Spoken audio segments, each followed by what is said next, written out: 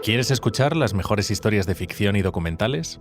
Entra en Sonora, tu nueva plataforma de podcast, y por tan solo 49,99 € disfrutarás de ellas durante un año junto a tu suscripción anual de ABC. Llama al 900-810-042 o entra en abc.es/sonora. ABC Podcast. Estamos en la historia.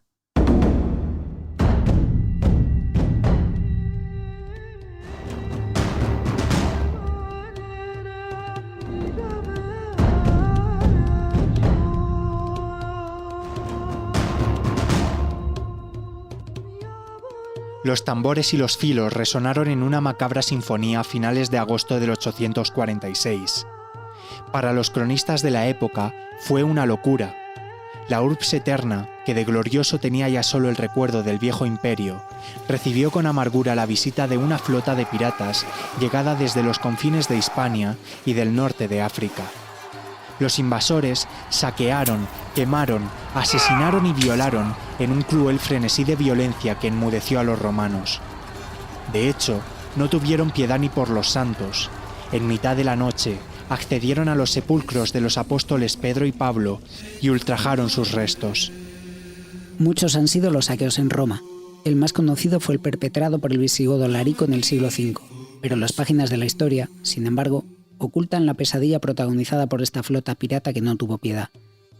¿Por qué se ha pasado por alto este episodio? ¿Hasta qué punto supuso un ultraje para el Vaticano?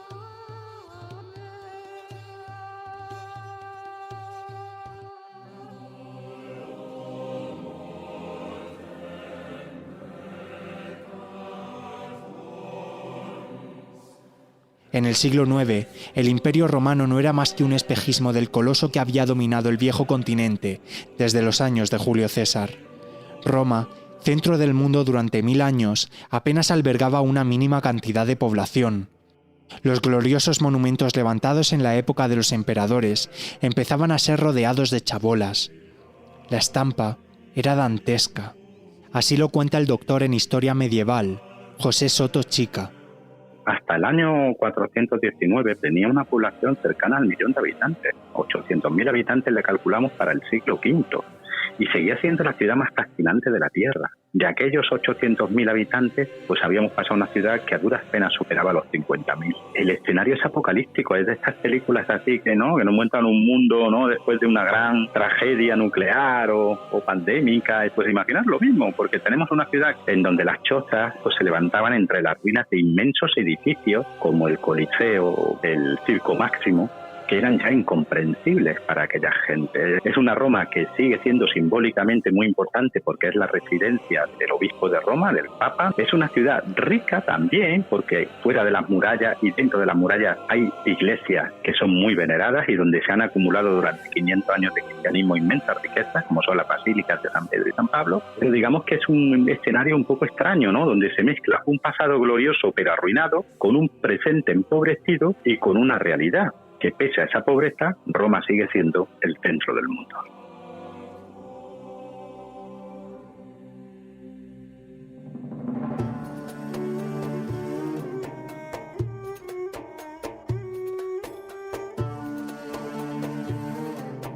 La caída de un imperio siempre lleva de la mano el ascenso de otro. El debilitamiento de Roma y la llegada hasta Alejandría de las flotas musulmanas desbloqueó el Mediterráneo para los sarracenos. En las décadas siguientes, y a la velocidad del rayo, proliferaron los piratas de turbante y cimitarra. Las Islas Baleares, Cerdeña, Sicilia, fueron algunos de los territorios que saborearon sus incursiones en el siglo VIII. Las bases cristianas de Creta y Malta también fueron arrasadas.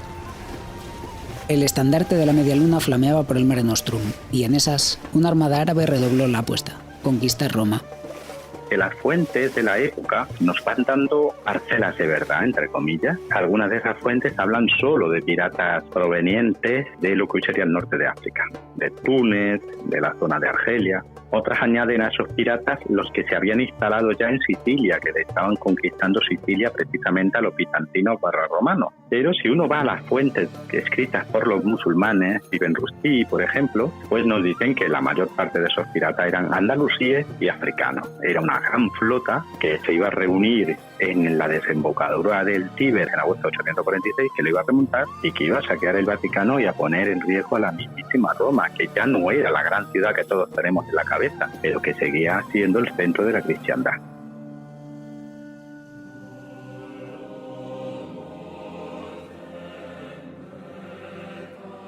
Sus deseos no eran infundados. Durante décadas se había extendido por África la idea de esa Roma cargada de riquezas. Los autores árabes de la época decían que los emperadores habían hecho cubrir parte del río Tíber con placas de bronce. Eso sumado a la ingente cantidad de reliquias que creían que se escondían en las basílicas de San Pedro y San Pablo, lugar de descanso eterno de los apóstoles de Jesucristo. De la primera quedó una descripción en el Liber Pontificalis, el libro de los papas. Constantino construyó una basílica para el bienaventurado Pedro Apóstol, cerró el ataúd mismo por todos lados y la decoró con columnas que había traído de Grecia. Hizo también la cámara de la basílica con adornos de oro resplandeciente, y sobre el cuerpo de Pedro hizo una cruz de oro purísimo. E hizo candelabros de 10 pies de oro y de plata. Incluyó copas doradas con gemas de jacinto, una placa de oro adornada con perlas, a un total de 225. El altar mismo estaba hecho de plata con gemas verdes, adornado por todos lados, con un número de 500 gemas y un incensario de oro purísimo, engastado de joyas por todos lados.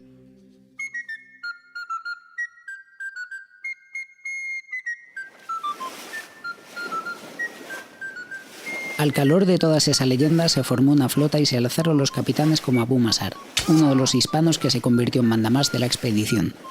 Pues Abu Masar es un personaje realmente fascinante, porque tenemos a un pastorcillo asturiano que en un momento de su vida decide pasar al Andalus, convertirse al Islam y lanzarse a la aventura del mar. Y sabemos de él que fue jefe de corsarios y de piratas en el Mediterráneo, y que terminó por un golpe, por un giro de la fortuna, siendo la mano derecha el jefe de mercenarios sarracenos de un príncipe cristiano, en este caso el príncipe de Benevento, que en aquel momento probablemente era la ciudad más rica de Italia. Y Abu Masar se convierte en la mano derecha de este señor longobardo, este señor lombardo en Benevento, en el sur de Italia, hasta el punto de que prácticamente quien realmente controla el sur de Italia es Abu Masar al-Asturquí, el asturiano.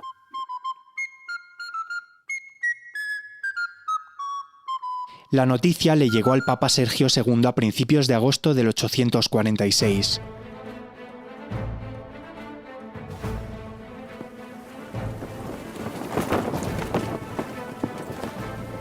Una gigantesca armada se había reunido y navegaba en dirección a la Ciudad Santa. Los informes hablaban de 73 naves y 11.000 guerreros. Poco después, le comunicaron que otra flota había partido para aprovechar aquel caos. En contraste, pocas legiones romanas se asentaban ya en Roma, tan solo 7.000 soldados extranjeros y algunas milicias locales. Lo que sobrevino fue el desastre. Los navíos subieron por el Tíber hasta el Vaticano, desembarcaron en el actual puerto de San Angelo y asaltaron las basílicas de San Pedro y San Pablo. Se congregaron dos grandes flotas, una proveniente del Andalus, que iba a navegar a través de Córcega y Cerdeña, y otra que saliendo de los puertos africanos y pasando por Sicilia y por Nápoles, sube por la costa italiana y ambas confluyen en el Tíber. Estas dos flotas de piratas y corsarios sarracenos remontan el Tíber y caen sobre Roma. Saquean a placer tanto la Basílica de San Pedro como la de San Pablo, en las que se habían acumulado increíbles riquezas desde la época de Constantino el Grande, y no tienen ningún problema en hacer cautivos, en devastar los campos alrededor, en tentar las murallas de Roma, que se salva por los pelos porque en el último momento empiezan a llegar auxilios provenientes del duque Guido de Spoleto, que es un señor también de la zona del sur de Italia, y también de Luis el Germánico, nieto de Carlomagno, oficialmente rey de Italia, que también acude a la defensa de Roma, y eso va a obligar a los piratas sarracenos a embarcarse con todo su botín y con todos sus esclavos que habían hecho en aquella jornada, ¿no?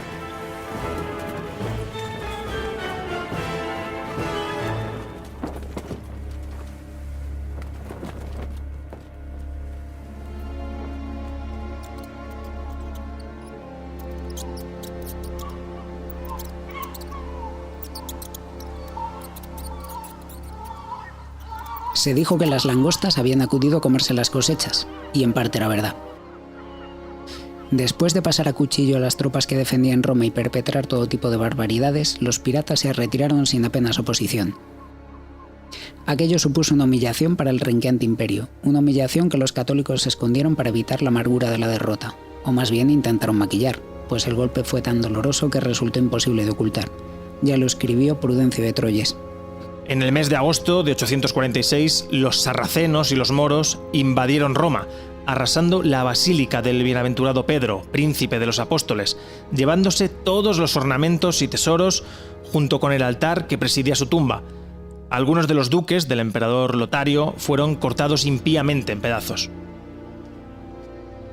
Pero la marcha de la flota sarracena dejó un último misterio: el paradero de los restos de Pedro y Pablo. No dejamos de ir a San Pedro Vaticano, visitar la cripta donde están los restos de Pedro y Pablo, de los apóstoles, y sin embargo, pues gracias a lo que sabemos de lo que ocurrió allí en 846, yo me atrevo a afirmar que esos restos no se corresponden con los apóstoles, porque evidentemente el saqueo fue tan completo, fue tan a placer, y la profanación de las tumbas, que es muy poco probable. ¿Cómo lo intentó arreglar la Iglesia? Pues diciendo que en el último segundo los restos de los apóstoles fueron sacados y llevados a San Juan de Letrán.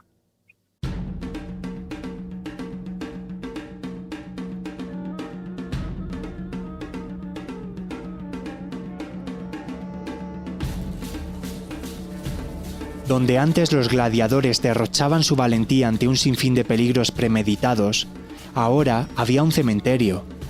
Y las calles que antes acogían la llegada de generales victoriosos se llenaban ahora de chabolas y mercados improvisados. La ciudad era un caramelo para los que en ese momento acechaban el Mediterráneo. Eran tiempos de nuevos asentamientos y nuevos capítulos en la historia.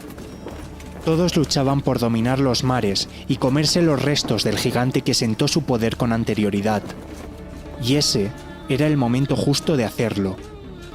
Porque como dicen las antiguas lenguas, solo se puede destruir una gran nación cuando ella misma se ha destruido interiormente.